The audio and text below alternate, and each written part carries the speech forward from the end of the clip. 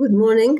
This is our final revision of the integumentary system, and I'll start by the nail and the hair. And I'll be sending them as short videos, meaning that I'll send the hair first, the nail first, and then the hair.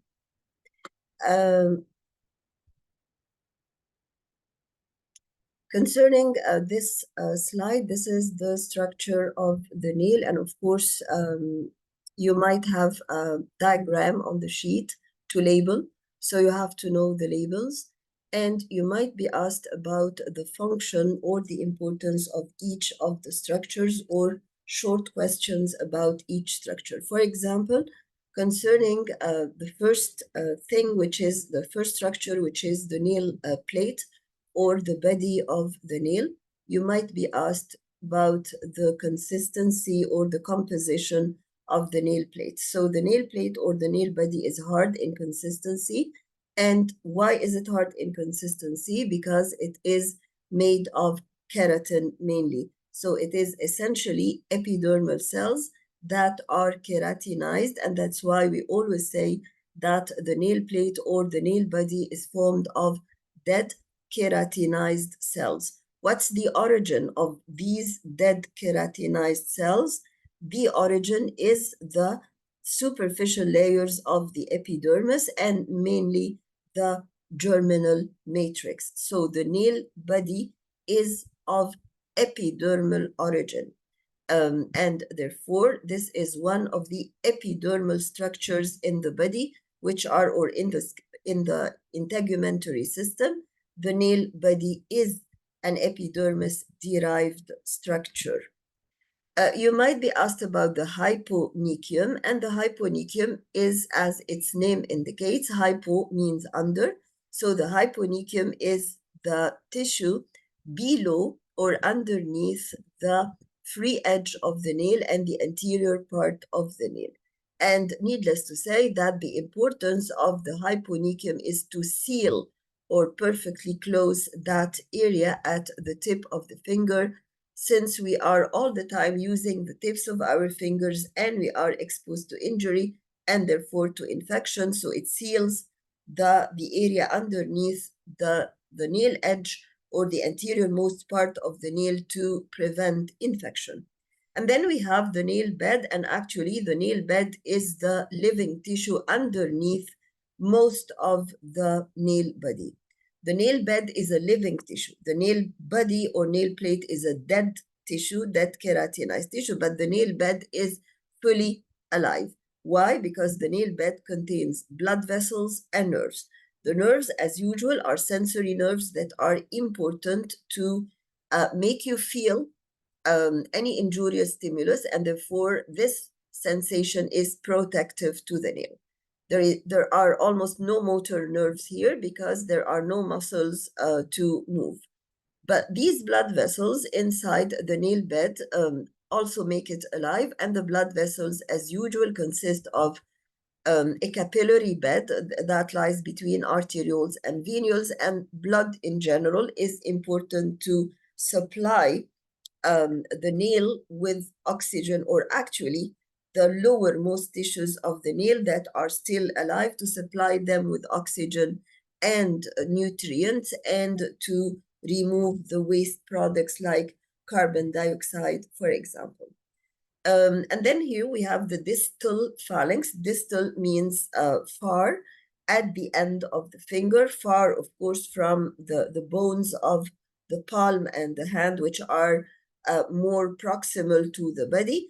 Distal means far or farther from, and phalange or phalanx is the small bone that supports the tip of the tip of the finger. So the distal phalanx is the terminal part of the bones, of the small bones of the fingers, and the function of the distal phalanx is to support the tip of the finger so that you can carry out functions. We don't say distal phalange, it is phalanx, so this is a mistake, but the plural is phalanges, okay? And then if we go to the posterior most part of the nail, we find several important structures. The first one is the proximal nail fold. Of course, as you see, proximal again means closer to the central part of the body, closer to the wrist, closer to the arm, and it is a nail fold because, as you see, it is a fold of skin. The proximal nail fold helps fixation of the nail, just like you had a question before in your worksheet saying, what are the structures that help fixation of the nail in place? On the slides, you have a direct answer, which is the nail root, but there are other supportive functions to the nail that help it be fixed in place. So one of the major structures that helps fixation of the nail in place is the proximal nail fold. It is a fold of skin, so it helps fixation of the nail in place. And furthermore, it helps protection of the posterior most part of the nail again against infection because it's covering the posterior, or it lays above the posterior part of the nail. But actually, the most important structures in protection of the nail against intrusion of infectious agents are the eponychium and the cuticle. So the cuticle is a dead tissue because the cuticle is nearer, it is near the nail fold and it is near the nail plate or the nail body, and the nail body is dead, but the eponychium is alive. So we have two structures underneath this lowermost part of the proximal nail fold that cover the posterior part of the nail and prevent intrusion of infection, if any. And they also have another important function, which is the fixation of the nail in place. So up till now, we have seen three structures that help fixation of the nail in place, and they are the proximal nail fold, the eponychium, and the cuticle. But we have four structures that help that prevent intrusion of infectious bacteria into the nail. These three structures, the proximal nail fold, the eponychium, the cuticle, in addition to the hyponychium in the front part. And now we come to the nail root. The nail root is the posterior most part of the nail body, and therefore it is dead. And since the whole nail plate arises from the germinal matrix, which is a part of the epidermis of the skin, then the nail root also arises from the germinal matrix. The germinal matrix, so the function of the description of the nail root is that it is the posterior most part of the nail plate. This is a description. This is not a function. So whenever I ask about the function of the nail root, don't say it is the posterior most part. You can say this as an introduction to the answer, but the answer is essentially that it fixes the nail in place. The germinal matrix, just like the germinal matrix in the epidermis of the skin, is here because it consists of living cells that have a rapid rate of mitosis and that divide continuously to give new daughter cells, and the new daughter cells push the older cells forward.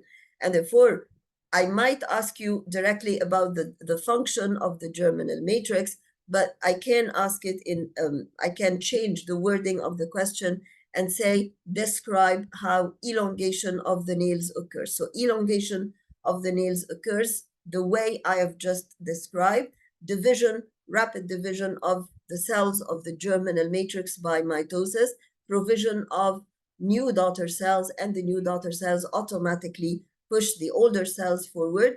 And the older cells, why do they become keratinized? I might ask you, justify the nail root becomes keratinized, or the cells of the nail body become keratinized. And then because as the new daughter cells are pushing them forward, they are going farther and farther from the blood supply in the germinal matrix or around the germinal matrix, and become deprived of this blood supply.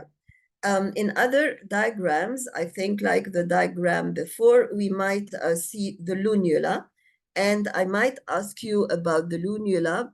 No, here we don't see the lunula again, but we can just have a look at the diagram, at the diagram.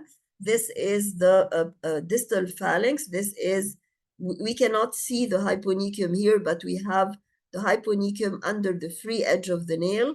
We have the nail bed. We have the body of the nail. We have the eponychium and the cuticle here.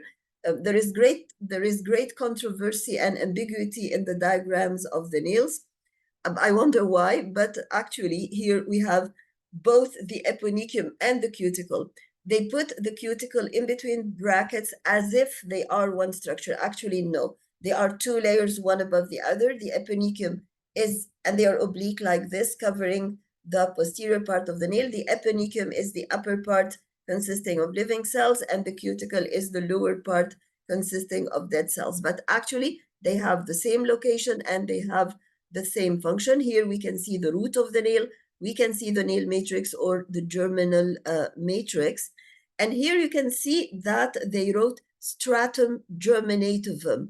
The stratum germinativum, if you go around, and it is a bit more pinkish than this yellowish structure, which is actually the hypodermis. It consists of fat cells. So here we have the hypodermis, here we have the dermis, and then the stratum germinativum at the bottom of the epidermis. And if you go upward and then backward, you can see that the matrix is nothing but a continuity of the stratum germinativum. And this makes sense because they both consist of actively dividing cells.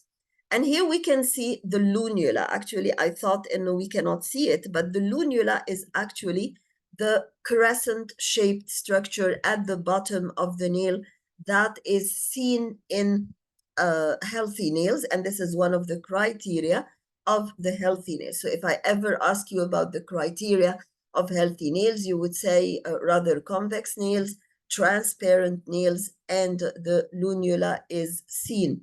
Of course, you know that the nail body is transparent because it consists of dead cells. So there are no organelles, there are no nuclei, there are no structures that cause opacity of the nail body or the nail bed. Meanwhile, we have the lunula that is still alive, and the lunula is nothing but the anterior extension of the germinal matrix. Here is the germinal matrix. You can see the arrow. I'm pointing at the germinal matrix, and the extension is the lunula. Why is the lunula rather opaque and whiter than the rest of the nail? Because of a thick underlying stratum basale that makes the blood vessels invisible. But for the rest of the nail, why is the rest of the nail pinkish? Because of the transparency of the nail bed that shows the pinkish color of the blood vessels underneath. And by having done this, I think that we have done most of the nail structure. So here again, we have the free edge of the nail, we have the nail body or the nail plate, we have the lunula, we have the eponychium and the cuticle, and then we have the nail bed. But at the end of the nail bed, this shouldn't be the nail bed, this should be the germinal matrix. And then we have the nail root. You can see that the nail root is the posterior most part of the nail. This is the hyponychium. And then we have, as usual, the tip of the finger with the epidermis, dermis, and fat tissue underneath.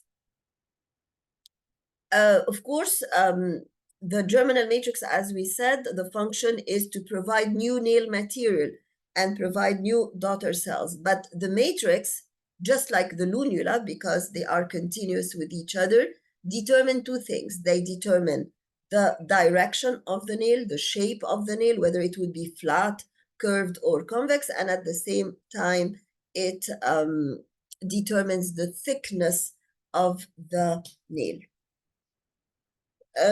What happens when the lunula is damaged? Of course, the germinal matrix usually doesn't get damaged, but what gets damaged sometimes is the lunula if the body of the nail is detached because of a mechanical trauma or because of infection or whatever.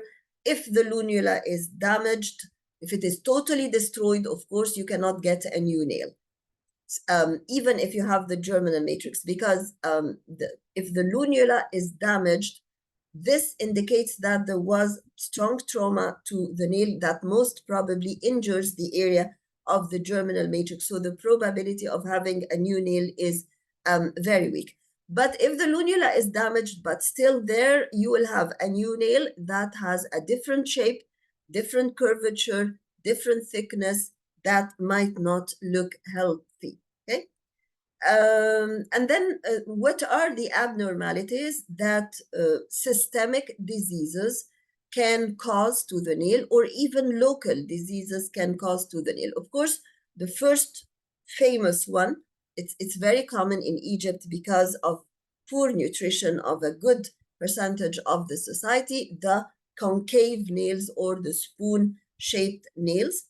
And concavity is seen in all directions, from the bottom, the base of the nail, and the two lateral aspects of the nail. By the way, just like we have a proximal nail fold at the base of the nail, we have two lateral nail folds that are vertical and perpendicular to the proximal nail fold, meaning that you have a proximal nail fold here, I'm pointing with the arrow, and you have a vertical or lateral nail fold on this side and another lateral nail fold on that side. When you have iron deficiency anemia, this why is a spoon-shaped nail like a symptom or a sign of iron deficiency anemia? Because the nails get softer, they become soft, they become more pliable, and therefore they yield under mechanical pressure. And there is also a diminution in the RBCs that go to the germinal matrix, and this will affect the germinal matrix and therefore the direction of the nail. In chronic chest diseases and in any condition that is associated with buildup of fluid in the lungs, especially, for example, pneumonia. Pneumonia is an acute condition, but if there is prolonged, a chronic or a prolonged disease in the chest that interferes with gas exchange and that results in hypoxia, just like you can have clubbing of the fingers because of hypoxia, you can have those yellow nails. And the yellow nails are mainly due to accumulation of fluid under the nails in the nail bed. And that's a manifestation that there might be accumulation of fluid in the lungs. In leukonychia, we can have white nails. The most famous cause for leukonychia is hypoalbuminemia, diminution of the level of this important small protein molecule in the plasma. Plasma albumin is extremely important to retain fluid in the blood vessels and keep the blood volume constant. People who have chronic liver diseases for a reason or another have hypo or diminution of albumin in the blood. Why? Because the liver is important for synthesis of albumin. Albumin is synthesized in the liver. Meanwhile, people who have chronic kidney diseases like glomerulonephritis, people who are losing albumin constantly in urine, can suffer from hypoalbuminemia. So it is either because of diminished synthesis of albumin by the liver or increased loss of albumin in cases of chronic liver disease. But there are other mineral deficiencies that might result in albuminemia.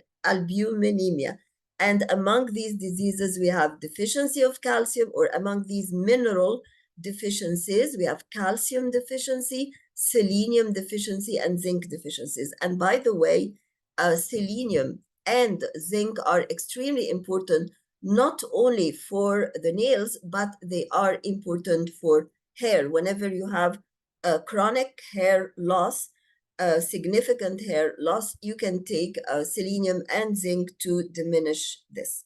So the nail becomes opaque. Sometimes the whole nail becomes opaque, like, and sometimes we have a pink ridge at a pink visible crescent-shaped area at the top of the nail. Here we also have these white streaks, and they also represent leukonychia. But sometimes, sorry, um, sometimes this leukonychia might be due to traumatic injury. Okay, splinter hemorrhages. I think there is a mistake in number one. The sentence doesn't make any sense. Traumatic injury to the inflammatory diseases? No, this is no. It's only traumatic injury. Splinter hemorrhages, like these, are streaks of blood that are seen under the nail. And what's the cause of splinter hemorrhages, or the pathogenesis? I'm not talking, sorry, about the cause. I'm talking about the pathogenesis. How do they develop? They develop because of rupture of some of the capillaries in the capillary bed. So this is the pathogenesis of splinter hemorrhages. But what about the cause, the underlying diseases that might cause splinter hemorrhages? Of course, the commonest cause of splinter hemorrhages is subacute bacterial endocarditis, or SBE, which is inflammation of the connective tissue of the valves secondary to a streptococcal infection of the throat, or it might be due to dental procedures that resulted in intrusion of the streptococcus inside the blood, and finally parts of the antigen of the streptococcus settle on the valve. But there are other causes. For example, there are people who have autoimmune vasculitis, yani autoimmune inflammation of the blood vessels. So you will have inflammation of your vessels everywhere. Inflammation of the temporal vessels might cause you severe headache. Inflammation of the vessels of the kidney might cause renal failure on the long run. But inflammation of the vessels under the nail body will cause splinter hemorrhages. The third cause is microemboli, meaning that you have a clot somewhere in your body, and this clot fragments or gets fragmented and sends showers of small clots that we call microemboli. These small clots or microemboli are shed into the circulation, into the bloodstream, and they settle anywhere. They might settle in the blood capillaries of the nail body, causing later on hemorrhage by a more or less complicated procedure, but they end up by causing these splinter hemorrhages. We also have clubbing of the fingers, and clubbing of the fingers, as you can see here, there is increased thickness of the vertical distance of the nail end, but also there is a drumstick appearance of the nail. So if you look at the nails end on, you will have a drumstick appearance of the nail. But if you look at the nails from the side, you can, so there are 3 or 4 actually ways of diagnosing clubbing of the fingers. I might ask you, how can you confirm by examination that there is clubbing of the fingers? First of all, there is increased vertical distance of the terminal phalanges. They appear swollen. If you look if you look laterally from the side, but if you look end on from the top, from a top view, you will find a drumstick appearance, Furthermore, the nails will be convex, abnormal convexity, as you see here. They are very curved. They overlie the tip of the finger. Now, how can I make sure that all these observations are correct? I ask the patient to put the proximal phalanges, like you see in the picture above to the left. There shouldn't be any space between the 2 phalanges. But if there is clubbing of the finger, the nail body is very curved, so you can see that angle between the 2 proximal ends of the nails. And not finally, we have onycholysis, and onycholysis means that the terminal part of the nail separates. So I might ask you, what is onycholysis? Onycholysis is separation of the terminal end of the nail from the underlying nail bed. So this is the pathogenesis, what happens to see onycholysis. But this is the pathogenesis. But if I ask you about the cause, the causing disease is either a fungal infection for people who always have their hands in water, like housemates, for example, or in case of psoriasis, which is an autoimmune disease. But pitted nails can also, but in psoriasis, you can see another abnormality, which is pitted nails. So if I ever ask you about the signs of psoriasis, the signs of psoriasis will be pitted nails and onycholysis. Pitted nails and onycholysis. If I ever ask you about fungal infection, you will say, number one, onycholysis, but number two, there could be a brownish black discoloration of the nails, as you can see here, in addition to this irregular surface of the nail. The nail should be smooth, but here, as you can see, the fungus has destroyed the nail and the nail is no more smooth. This is, of course, an electron microscopic picture of the nail, but it can be an electron microscopic picture of the superficial structure of the epidermis, because in both cases we have dead keratinized cells.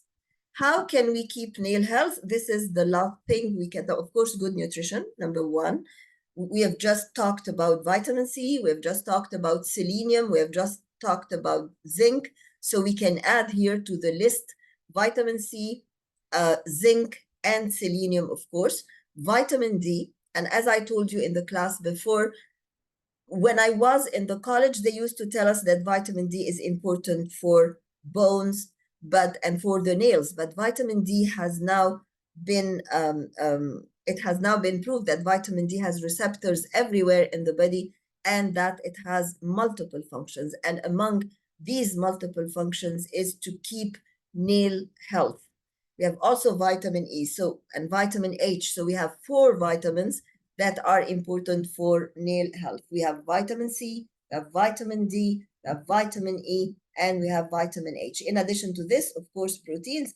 Why? Because we have just seen that whenever we have albumin deficiency, we have hypoalbuminemia, and we have leukonychia or white nails, and of course water, because if you are dehydrated, then your nails will be dehydrated, and if your nails are dehydrated, they will become brittle. The second important measure is to avoid having our hands in water for a long period of time. And if our career or our life forces us to have our hands in water for a long period of time, we should every now and then dry them out, or we should wear gloves. Number 3, good trimming. And by good trimming, we mean avoid excessive trimming, because we always see, if you have long nails and you don't take care of their cleanliness, you might have like dirt under the nails. So some people are too worried about this and they over trim their nails. But over trimming the nails means that when you trim or you cut the free edge of the nail, you might also cut the hyponychium, and therefore you might injure actually the hyponychium, and therefore you can intrude like infection to the tip of the finger. And exposure to the sun is very important. Why? Justify the exposure to the sun is very important. This is because the exposure of the sun allows you more warmth, and therefore improved circulation, improved blood flow to the nail bed, more oxygen and nutrients, and removal of waste. Is removal of waste important? Yes, because if waste accumulate in the nail bed, they would accumulate under the nail, and they would result in damage of the functions of the cells underneath the nail. And of course, you know that the exposure to the sun helps converting cholesterol under the skin into vitamin D. Okay, so this results in increased vitamin D formation. By having said this, I would have finished everything important that is related to the nails and the disorders, I will end this video, and then you will be receiving another video on the hair. And if there is time and effort and health, I can send you a third video about the skin. Okay, thank you guys, and inshallah see you on the next video, and good luck tomorrow inshallah.